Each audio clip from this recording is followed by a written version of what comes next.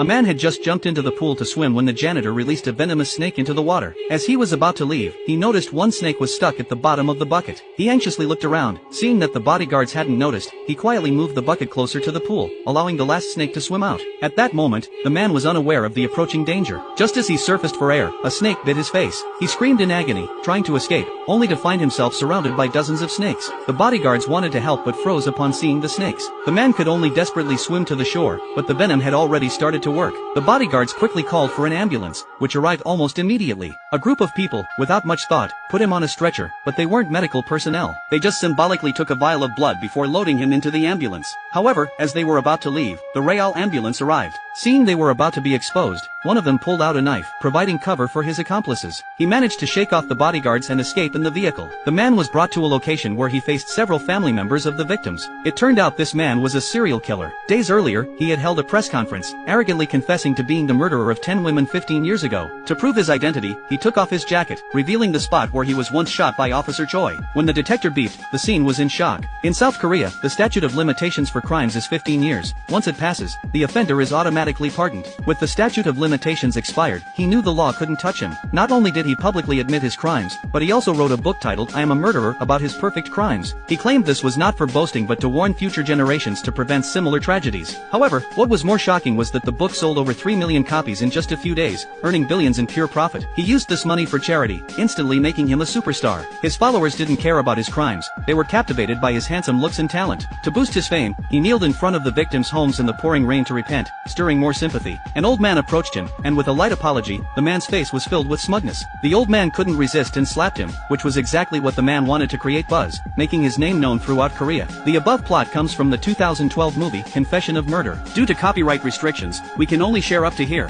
If you're interested, you can watch the original film.